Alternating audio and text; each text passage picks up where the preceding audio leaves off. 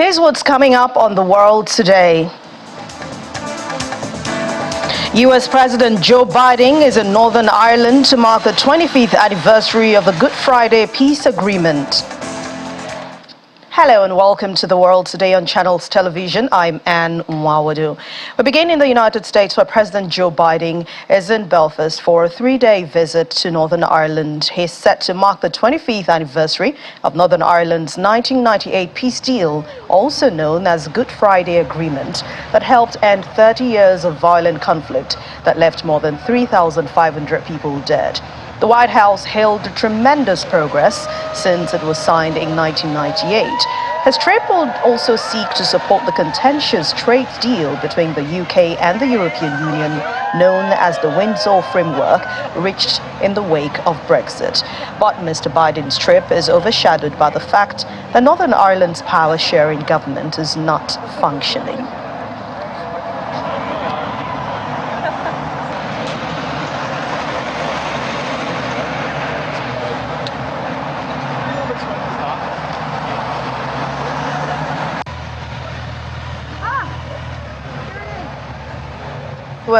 Meanwhile, U.S. President Joe Biden has arrived in Dublin on Air Force One ahead of further engagements in the Republic of Ireland. Earlier, the mood was elated. Residents anticipated to receive Mr. Biden. He's expected to address the Parliament in Dublin, meet Prime Minister Leo Varadkar, and also visit his ancestral home on either coast.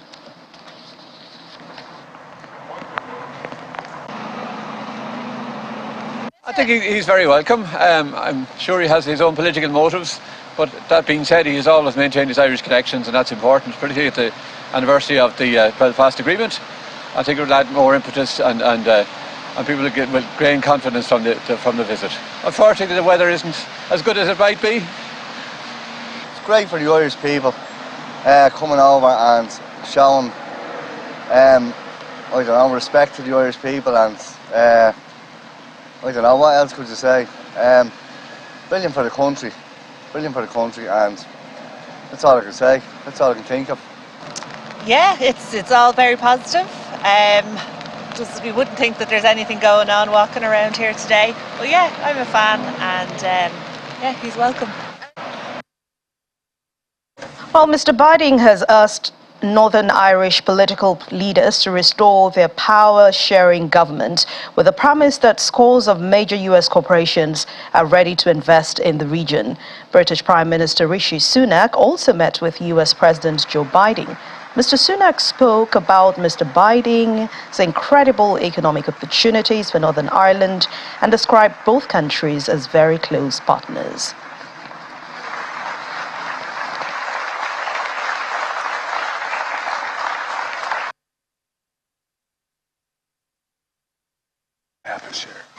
Supporting the people of Northern Ireland, protecting the peace, preserving the Belfast Good Friday Agreement is a priority for Democrats and Republicans alike in the United States, and that is unusual today because we've been very divided on our parties. This is something that brings Washington together. It brings America together. I spoke about this. The simple truth is that peace and economic opportunity go together. Peace and economic opportunity go together. In 25 years since the Good Friday Agreement, Northern Ireland's gross domestic product has literally doubled.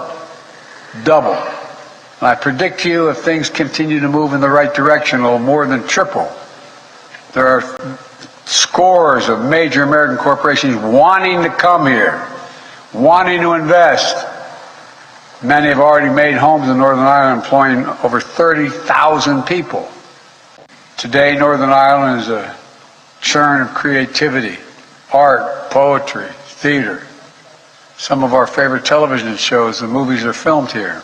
You know, he and I had a very good discussion today about a range of issues, economic investment in Northern Ireland, but also a range of foreign policy issues, the importance of economic security. And that comes on the back of a meeting I had with him last month in the US. I'm seeing him again next month at the G7, and then I'm going to Washington in June. That we're very close partners and allies. We cooperate and talk on a range of things, whether that's supporting Ukraine or, as I said, economic security. I think actually the relationship is in great shape, and the President and I have lots that we're working on together.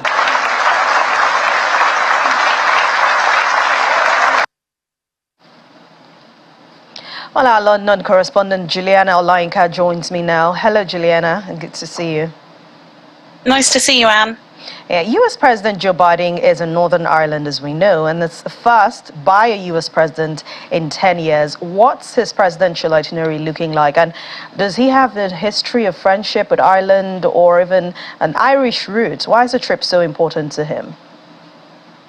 Well, it's a great package, really, that set up this discussion. And as we know, Joe Biden has left Northern Ireland now, so he's no longer in Northern Ireland. He landed in Dublin, I think a couple of hours ago, which is the Republic of Ireland, where, of course, his Irish ancestry comes from. And I think, you know, it depends on how you would like to look at this story, because the island of Ireland is an incredibly complex place, and it's a deep web of frustration and geopolitical tension.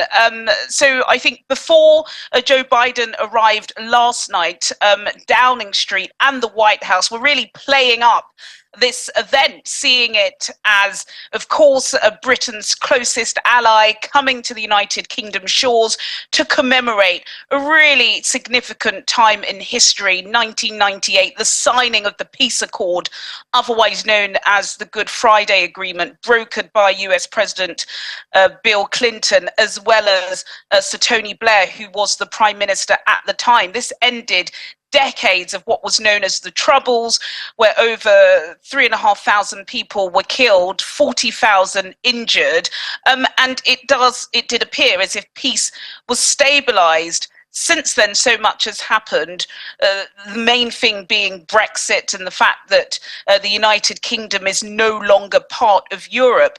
The fallout of that, of course, was that there was an invisible border, shall we call it, between the north of Ireland, which is, of course, part of the United Kingdom, and the south, which remains in Europe. I think the optics of this were made abundantly clear, which is why as soon as, or even before Air Force One touched down in Belfast yesterday, the mood music coming out of Downing Street and Washington started to cease. We had that open letter from Sir Tony Blair asking the media to kind of manage their expectations that what Joe Biden was coming to do was to foster peace and promote peace, but not try to create peace, because it's simply not something that the US can do. Also, as well, I think it's pretty well known in Northern Ireland that Joe Biden is Irish, and his allegiance is to the Irish people. That is a European nation, and of course their viewpoints and what they want and how they want their relationship to be with Britain is not aligned with those in the north. So it was a delicate balance. There was also some gaffes, as there always are. I don't know if we have the videos, but when President Biden came off Air Force One and he was greeted by Rishi Sunak, that greeting lasted less than half a second. In fact, some of the media here are saying that, did the president shun Rishi Sunak and move on very quickly? Of course, he is an 80-year-old man, so perhaps he didn't realise what he was doing. But then we were also told that he was going to be having this huge bilateral meeting with Rishi Sunak this morning. Again, that didn't happen. In fact, one White House correspondent described their meeting as a bi-latte, no tongue-in-cheek there, but because they had a cup of coffee in front of the cameras, and it wasn't this huge almighty meeting that they were supposed to have. Again, I also think that Joe Biden picked up on the kind of displeasure, perhaps, that the Northern Ireland political parties had, because one of them actually described him as being anti-British and anti-Northern Irish.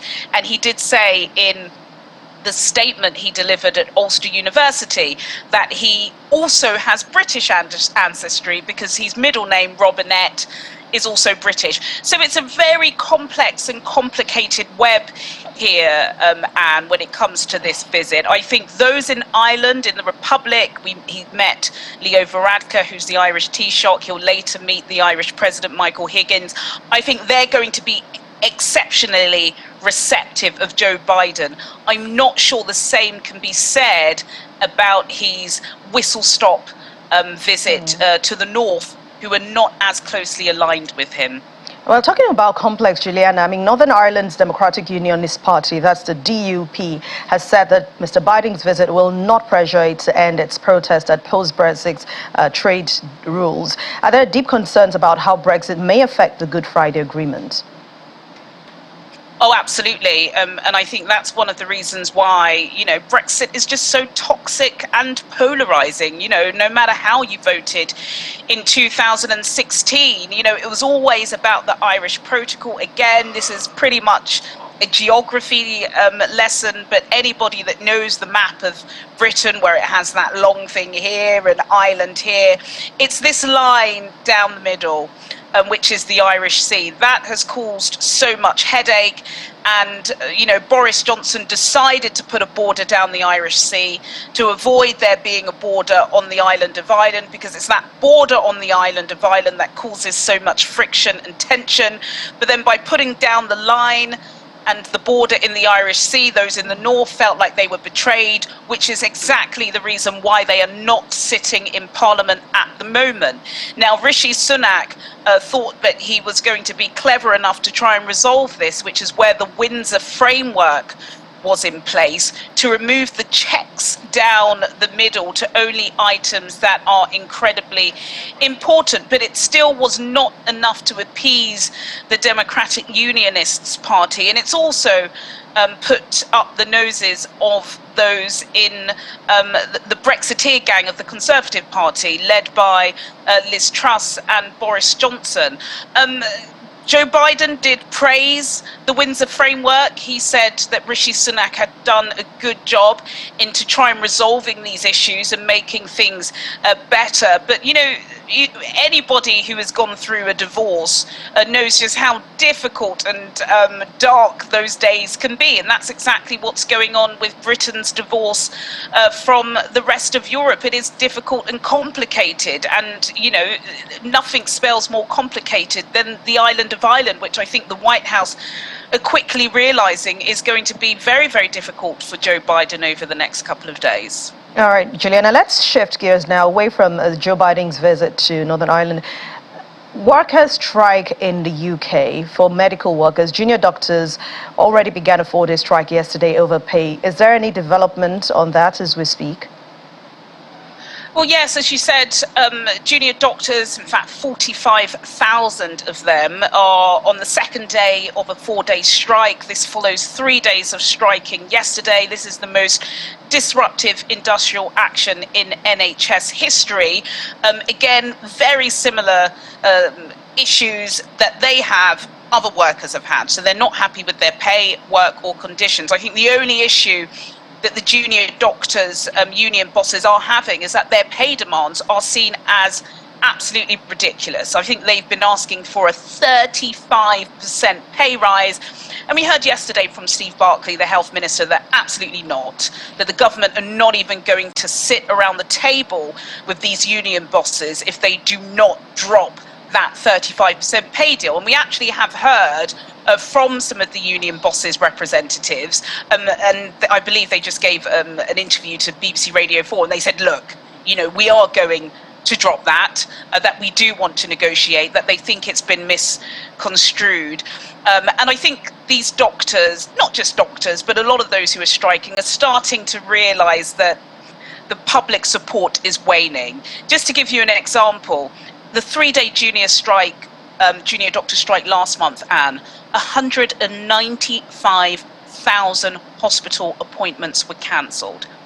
The 4-day strike this week, 300,000 hospital appointments have been cancelled. That is significant. If you think about it, we also had many cancellations, in fact millions of cancellations during the pandemic. People are still waiting to be seen. These are people who are suffering from significant illnesses. Many people have died because they were not able to see their GP or their doctor or their nurse at that point. So this causes significant disruption.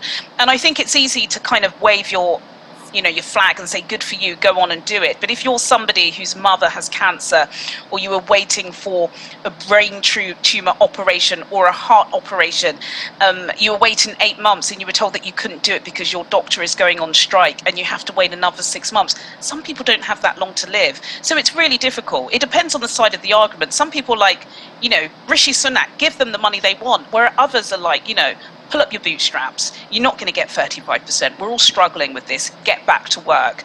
So it's really difficult. But of course, the striking does continue. They've got 2 more days, and we shall have to wait and see whether or not they are able to get the ear of Stephen Barclay and sit down so that we can get the NHS back on track, because a lot of people are suffering because of the consequences of this industrial action.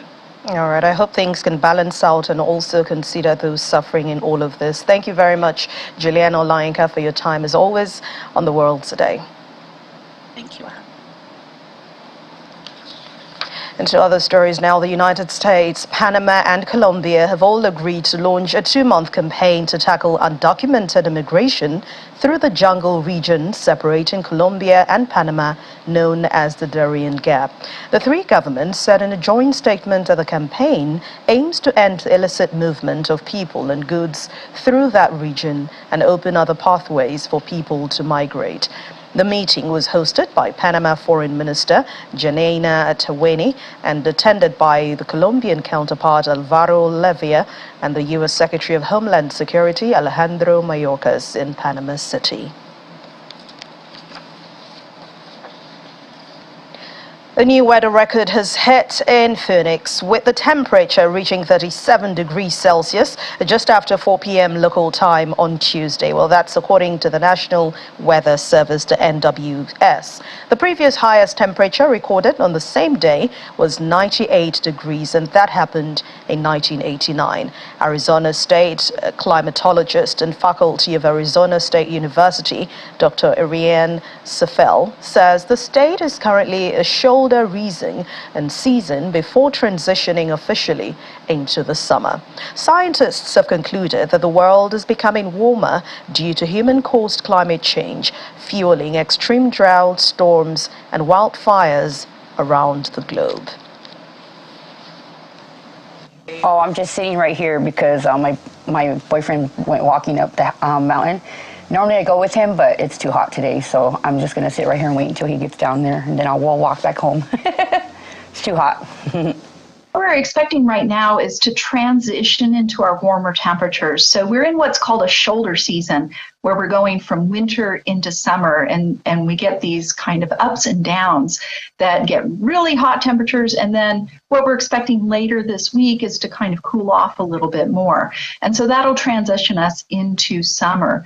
What's going on in Arizona is we're underneath what's called a ridge of high pressure, and that tends to make temperatures really hot in Arizona and the Phoenix metropolitan area. What makes it a little bit more challenging is that Phoenix and Arizona has been really cold for the last few months, which has been great for our snowpack. But then when we go from really cooler temperatures to really warmer temperatures, all of a sudden, it's a challenge for heat-related illness. And over in India, officials say 4 army personnel have been killed in a firing incident at a military station in the Indian border state of Punjab.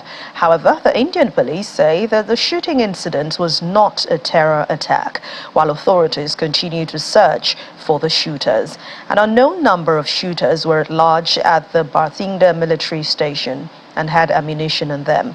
The army said in a statement that the base was sealed off and a joint investigation with local police was on, adding that no other injuries and damages were done to property. Welcome back. You're still watching The World Today on Channels Television. The United Nations mission to Afghanistan has launched a review of its operations, asking all Afghan staff not to come to work, at least until May, after the Taliban administration barred its women staff from working.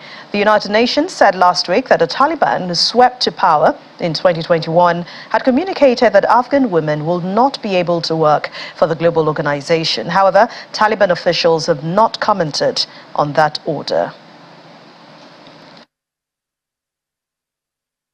You will have seen that our colleagues in Kabul issued a statement very early this morning saying that following the decision of the de facto authorities to ban Afghan women from working for the UN in Afghanistan, the mission there initiated an operational review up to the May 5th of this year to conduct the necessary consultations and make required operational adjustments and accelerate contingency planning for all possible outcomes.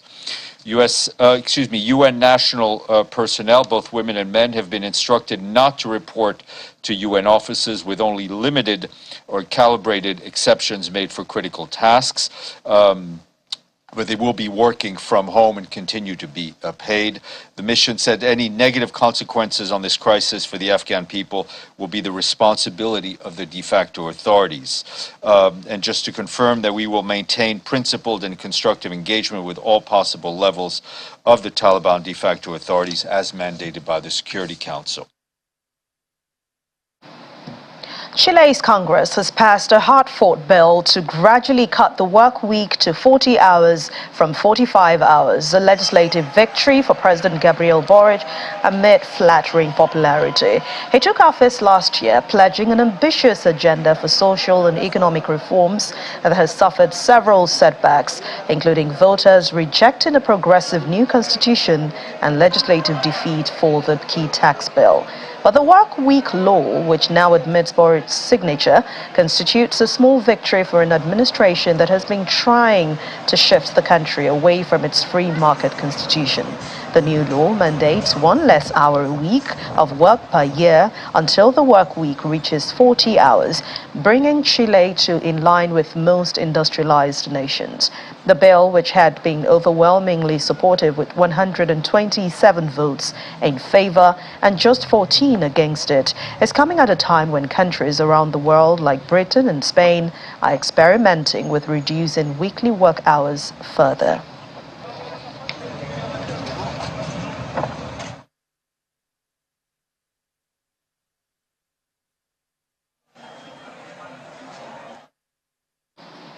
And in Africa, Zimbabwe's President Emmerson Mnangagwa has said that he's accepted an invitation to attend King Charles's coronation, which will take place on May the 6th at Westminster Abbey in London. The UK ambassador to Zimbabwe met with the president on Tuesday in the capital, Harare, to discuss the coronation. Ambassador Melanie Robinson tweeted a picture of that meeting where he talked about trade, investment projects, and the importance of peaceful, free, and fair elections later this year. In 2003, Zimbabwe pulled out of Commonwealth with Mr. Mugabe, referring to it as an Anglo-Saxon unholy alliance against Zimbabwe, when the group complained about the country's human rights record. Mr. Mugabe was overthrown back in 2017, and his successor had sought to improve relations with the country's critics. The Commonwealth delegation visited the country last year to consider the country's readmission. But the US and the European Union both retained sanctions against companies and officials in Zimbabwe, including Mr. Mnangagwa.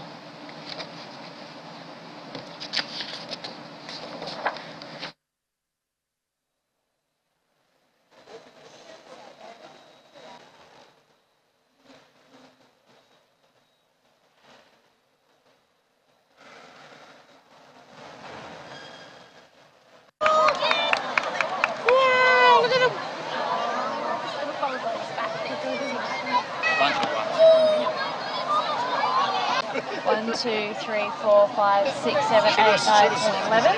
1, 2, 3, 4, 6, 7, 8, 9, 10, 11. 1, 2, 3, 4, 5, 6, 7, 8, 9, 10, 11. Yep.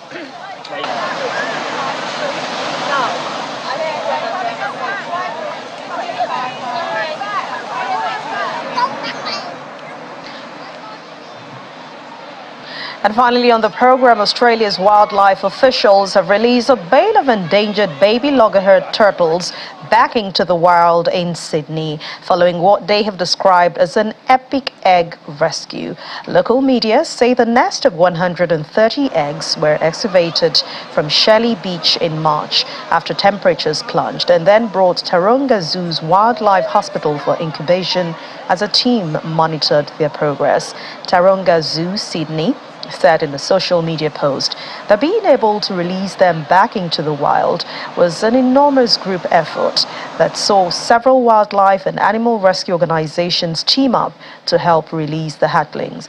Loggerhead turtles inhabit the warmer parts of the world oceans. They are present in the Mediterranean Sea, but they have mainly nested in a handful of places like Australia, Florida, Cape Verde, Oman, and Mozambique. But they tend to return to their birthplace to lay eggs every few years. 3, 4, 5, 6, 7, 8, 9, 10, 11. 1, 2, 3, 4, 6, 7, 8, 9, 10, 11. And this is where we end it on The World Today. Thank you so much for watching. I'm Anne Mwawadu.